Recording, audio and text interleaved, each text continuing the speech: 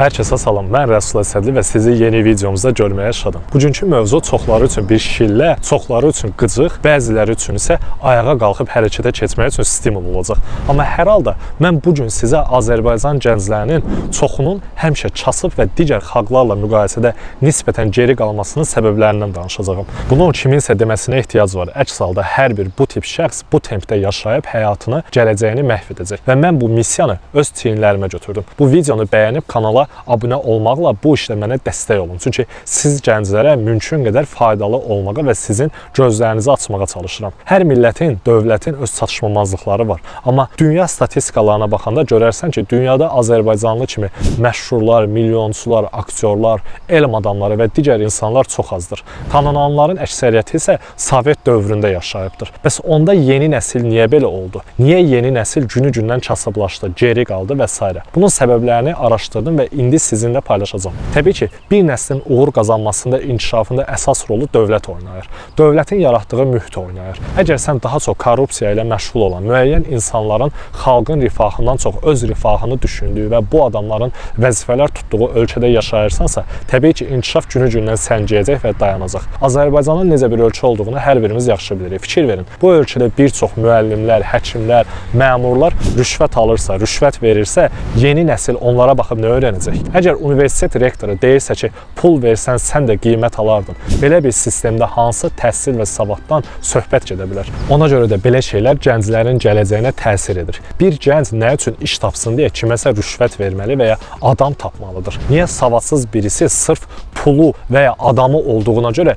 yaxşı vəzifədə işləməlidir? Yəni bu kimi əməllərin təsiri nəticəsində sistem sıradan çıxır. Ona görə də gənclərin çoxsu kasıb olaraq qalır. Başqa millətlərdən olanlar bizdən bir çox cəhətdə qabağa gedirlər. Amma bütün günahı dövlətin üzərinə atmaq da düzgün deyil. Çox şeydə gənclərin özü də günahkardır. Məsələn, az qazanıb daha çox xərcləyirlər. Təsəvvür edin, adam 450-500 manat maaş alır, amma iPhone 15 işlədir. Burada məsələ maaşın az olub olmaması deyil, ayağını yorğanına görə uzatmaq deyə bir söz var. Baxın, bir çox Azərbaycanlı gənclərin kasıb olmasında bu səbəbin böyük rolu var. Mən tələbə olanda Nokia Lumia'dan istifadə edirdim. Amma məndə həmişə megabayt və kontur olurdu. Amma mən həmişə görürdüm ki, iPhone istifadə edən bəzi insanların balansında pul yoxdur. Gedib başqalarının telefonunu istəyirlər ki, zəng etsinlər. Təəssüf ki, gənclərimiz öz gəlir və xərclərini düzgün hesablaya bilmirlər və ona görə də daim yoxsulluq içində yaşayırlar. Ən son iPhone modeli nəyinə lazımdır axı sənin? Bunu alanda özünüzü daha uğurlu insan kimi hiss edirsiniz. İnanın ki, bu uğur göstəricisi deyil. Uğurlu bir gənc olmaq üçün iPhone-a sahib olmaq lazım deyil. Bu pulu iPhone-a xərcləməkdənsə Apple səhmlərini alın, hansı ki, telefon almaqdan sizin üçün daha faydalıdır. Yəni, imkanın varsa get al. Mən ona heç nə demirəm. Amma pulunuz yoxdursa, o telefonu 18 aylıq kreditlə almağın nə mənası var? Amerikada çoxlu insanla tanış olmaq imkanım oldu və bilirsən nə kəşf elədim? Buradakı real zəncirlərin əksəriyyəti iPhone-dan istifadə etmir. Amma marketdə satıcı olan, kuryer işləyən biri ən son iPhone modelindən istifadə edir.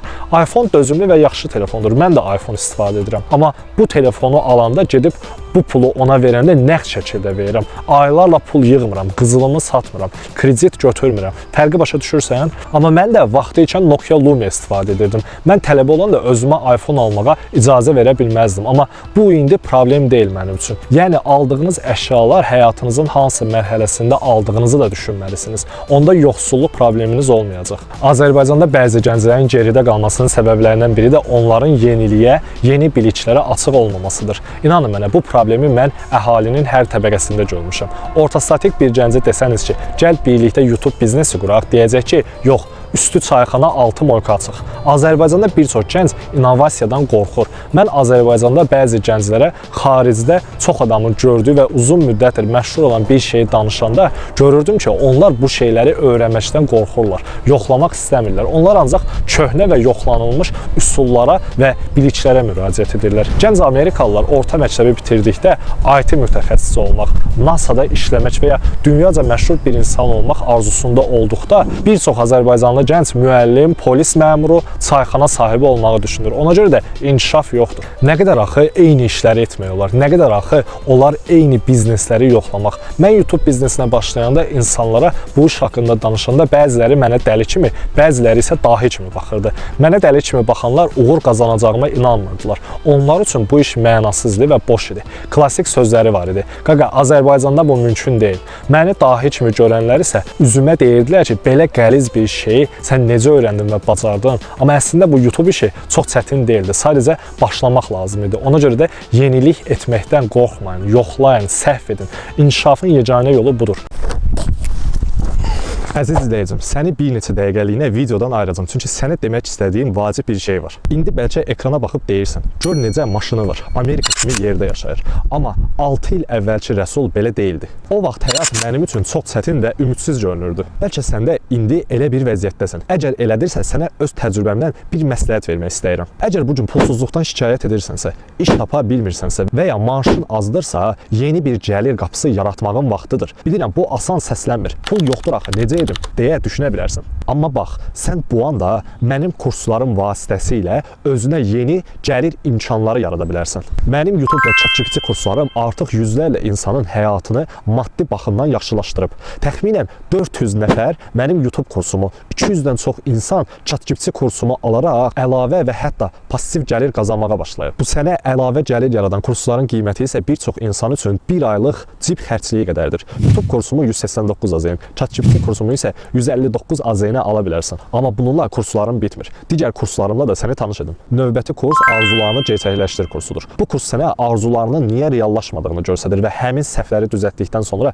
məqsədlərinə daha yaxın olursan. Şuur altında səni geridə saxlayan blokları tapır və onları aradan qaldırmağı öyrənirsən. Ən əsası isə real metodlarla arzularına necə çatmalı olduğunun yolunu öyrənirsən. Bu kursun qiyməti isə 79 AZN-dir. Sonuncu kurs isə 12 həftəlik bədən transformasiyası kursudur. Bu kurs təkcə artıq çəkidən qurtulmağa yox, həm də sənin bədəninin və həyat tərzinin dəyişməsinə kömək edir. Çünki yadında saxla, öz bədəninə nəzarət etməyən insan çox vaxt həyatının digər sahələrində də zəif olur. Və sən heç görmüsənmi, həqiqətən varlı və uğurlu insanlar öz bədənlərinə laqeyd yanaşsınlar. Əksinə onlar öz bədənlərinə xüsusi diqqət edirlər və sağlam formada qalmağa çalışırlar. Bu kurs sənə də bunu öyrədir. Təkcə arıqlamaq yox, bədəni idarə etməyi və sağlam həyat tərzini formalaşdırmağı. Sən 3 ayda düzgün diyet və məşq proqramı ilə fit və sağlam bədən qura bilərsən. Bu kursda məqsəd sadəcə çəki itirmək deyil, pi faizini azaltmaq və bunu qalıcı etməkdir. Çünki proqram səndə sağlam vərdişlər formalaşdıracaq. Bu kursun qiyməti isə 89 AZN-dir. Ekranda indi 4 kursun ayrı-ayrılıqda qiymətini görürsən. Ətraflı məlumat üçün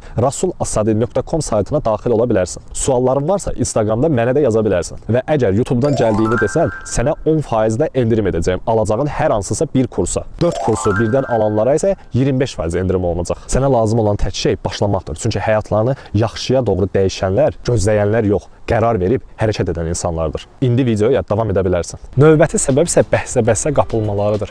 İndiki bəzi gənclərin çevrəsindən kimsə gedib maşın və ya bahalı əşya alanda fikirləşirlər ki, mən də borc da olsa, kreditə də girsəm gedib onu almalıyam. Mən sizə indi real bir hekayə danışacağam. Ailə tanışlarımızdan biri 2014-cü ildə öz ailəsi ilə Həzaslanada yaşayırdı və bir qurumda işləyirdi. Məndən böyük idi və o illərdə onun 28-29 yaşları var idi. Həmin illərdə isə Azərbaycanda Toyota Prado salğını başlamışdı. Bu maşını idarə edənlər statuslarının nə qədər yüksək olduğunu göstərirdilər. Bu adamın isə iş yerində bu maşını alan bir iş yoldaşı olur və bu gündən sonra bu tanışımızın həyatı qaralır. Bu maşını almaq üçün nələr etdiyini sizə deyim. Kredit üçün banka müraciət etdi, amma ilk dəfə olduğu üçün ona həmin məbləği vermədilər. Borc üçün kimə yaxınlaşsa da ona maşının pulunu heç kimsə borc vermədi. Axırı onun nə etdiyini bilirsinizmi? Bu maşını almaq üçün gedib evini satdı. O evini satıb Prado aldı və evdən qalan pulla biznes qurmağa çalışdı. Başladılar kirayədə yaşamağa. Ona deyirdik ki, sən axmaqsan, arvad uşağı maşına görə kirayələrə salmısan. Bizə cavab verirdi ki, bir ildən sonra qurduğum biznes ilə bu evdən də yaxşısını alacam. Nəticədə biznesi uğurlu alınmadı və pulunu itirdi. Bu adamın həyat yoldaşı danışırdı ki, biz gecələr uşaqlara yemək veririk, amma özümüz ər-arvad şirin çay içirik ki, yoldaşım səhər işə gedəndə Pradoya benzin vura bilsin. Pula belə qənaət edirik. İş yoldaşı ilə bəhsə-bəhsə girdikdən sonra bu tanışımızın həyatının necə dəyişdiyini düşünün. Bu hekayədən öyrənilə biləcək dərs budur ki, özünüzü başqası ilə müqayisə etməyə başlasanız, maddi cəhətdən uğursuz olacaqsınız. Bu həyatı ağıllı yaşamaq lazımdır. Mənasız xərclər etməməlisiniz. Düzgün qərarlar qəbul etməlisiniz. Növbəti səbəb odur ki, bir çox Azərbaycanlı gənclər vaxtlarını axmaq şeylərə, axmaq insanlara sərf edirlər. 16-22 yaş arası insanın hələ məsuliyyəti az olan vaxtlarıdır. Başqa sözlə, bu illər ərzində xüsusən də 22 yaşa qədər daha çox boş vaxtınız olur. Çünki hələ oxuyursan, işləməyə də bir o qədər ehtiyacın yoxdur, evli deyilsən və s. Bu 5-6 ilə nə qədər iş görə biləcəyini düşün. Amma əslində nə edirsən? Heç nə. Mən özümdə bu yaşda olanda görürdüm ki, həmyaşıdlarımın çoxu sadəcə vaxtlarını boş yerə sərf edirlər. Ya kiməsə qoşulub bütün günlərini çayxanada, topaz yerlərində və ya küçədə keçirirlər. Ya da ki, onlar yeni biliklər əldə etmək və kurslar keçmək əvəzinə sosial şəbəkələrdə vaxt keçirirlər. Postlara baxırlar və kiminləsə yazışırlar. Yəni 6 ilə istənilən sahədə mütəxəssis ola bilərsiniz. 6 ilə biznesinizlə yorulmadan məşğul olsanız, iş adamı da ola bilərsiniz. Amma bu 6 ili boşa xərclədiyinə görə 23 yaşında panikaya düşməyə başlayırsan ki, bəs indi mən nə edim? Korrupsiyaya bulaşmış bir sistemdə yaxşı iş tapmaq üçün pul lazımdır. Amma o pul səndə yoxdur. Rüşvətsiz tapacağınız işlərin çoxu da satıcı və ya hansısa mağazada fəhlə olmaqdır. Və 23 yaşdan sonra ancaq robot kimi işləməlisiniz. Çünki ailənizin sizə ayıracaq artıq büdcəsi yoxdur. Yəni bir şey öyrənmək, yeni sahələri araşdırmaq üçün maliyyə resurslarınız və vaxtınız da yoxdur. Bax, buna görə də ortada qalır bir çox gənc. Həyatınızı düzgün dəyərləndirməmək, onu düzgün idarə etməyə bilməmək insanı belə vəziyyətlərə salır. Bu ən gözəl illəri qiymətləndirin. Yadınızda saxlayın. Barlar, çayxanalar və qızlar sənin gələcəyini qurmayacaq. Azərbaycanda bir çox gənclərin geridə qalmasının səbəblərindən biri də tənbəllikdir. Bu dəqiqə hər üç gəncdən ikisi əziyyət çəkmədən, heç nə öyrənmədən, heç nəyə vaxt sərf etmədən varlanmağa çalışır. Əzizlərim, bu mümkün deyil.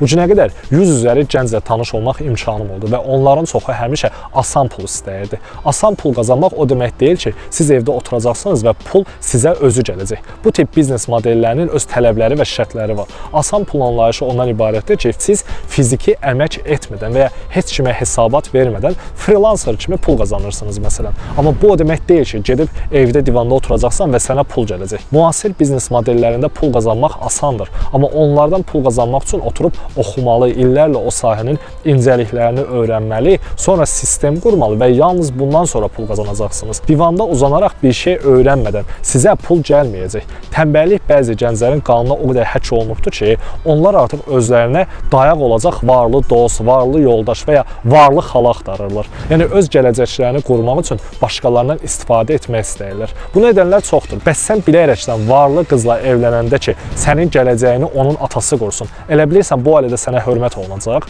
Sizcə insanlar pul üçün bu evliliyin içində olduğunuzu başa düşməyəcəklər. Bir kişi üçün bu bir biabırçılıqdır. Daim əzilən bir insan olmaq, hər yerdə söz eşitməyə hazır olmaq, arxanca 1000 söz deyilməsinə razı olmaq problem deyilsə sənin üçün bu addımı at. Amma onu bil ki, belə bir həyat sənə həzz verməyəcək. Odur ki, tənbəl olmayın və gələcəyinizi düzgün qurun. Heç kimin həyatınızı idarə etməsinə icazə verməyin. Yoxsa bir ömür onun bunun sözü ilə oturub duracaqsınız. Vaxtında öz işinizi qurun. Yoxsa hər gün budilnik quracaqsınız. Azərbaycan gənclərinin çoxunun geridə qalmasının növbəti səbəbi də bir anlıq həvəs üçün bütün gələcəklərini məhv etmələridir. Yəqin ki, internetdə vəziyyətin nə yerə gəldiyini görə bilərsiniz. Narkomanlar, alkoqoliklər və yüngül həyat tərzi yaşayanlar bir çoxu hər gün küçələrdə, sosial şəbəkələrdə olurlar. Bu insanların hər biri bir zamanlar bu zərərli və düzgün olmayan şeyləri sınaqdan keçirəndə əşi bir dəfədən heç bir şey olmaz söyləyiblər. Bugün amma həyatlarının ən yaxşı illərində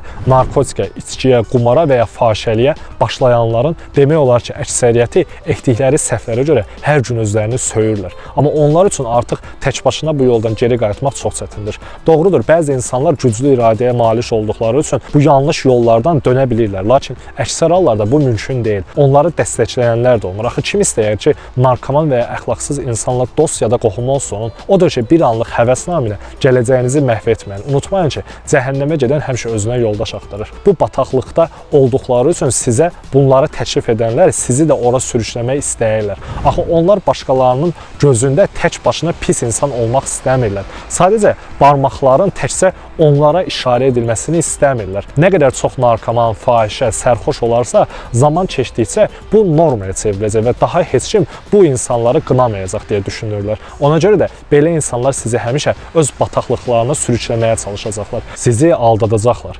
Kimdənsə belə ifadələr eşidirsinizsə, bir dəfə ilə heç nə olmaz, kişi deyilsən, yoxla da, narahat olma, heç kimə deməyəcəm və s. Hətta bu insan sizin ən yaxın adamınız belə olsa, ondan uzaqlaşın, qaçın. Bu çünki bir tələdir, hansı ki səni bir ömür peşman edəcək. Bəlkə bir gün bu tələdən çıxacaqsın, amma hər şey əvvəlki kimi olmayacaq. Nə qədər çalışsan da itirilmiş illəri, sağlamlığını və ən əsası gələcəyini qaytara bilməyəcəksən tam şəkildə. Bunu unutma. Bəli dostlar, bugünkü videomuz sona çatdı. Ümid edirəm video sizə faydalı oldu. Mən sizə mümkün qədər faydalı olmağa çalışıram ki, sizin uğurlu və parlaq gələcəyiniz olsun. İndi bəzi düz söz ləzzət eləməyənlər yəqin ki, bu videonun altında öz mənfi fikirlərini yazacaq. Onlara cavab verməyi də sizin ixtiyarınıza buraxıram. Çünki yanlış insan həmişə ona deyilən doğru sözdən qıcıqlanır və özünə haqq qazandırmağa çalışır. Videonu həyatlarını dəyişmək istəyən dostlarınıza da göndərin. Bəlkə dediklərimi eşidəndən sonra onlar da bu səhvlərə yol verməmək barədə artıq fikir yaranır. Yeni videolarımızı qaçırmamaq üçün kanala abunə olun və elə edək ki, kanalımız tez bir zamanda 20.000 abunəçiyə çatsın. Sizə xoş günlər və gələcək arzulayıram. Növbəti videolarda görüşənə qədər. Hələlik.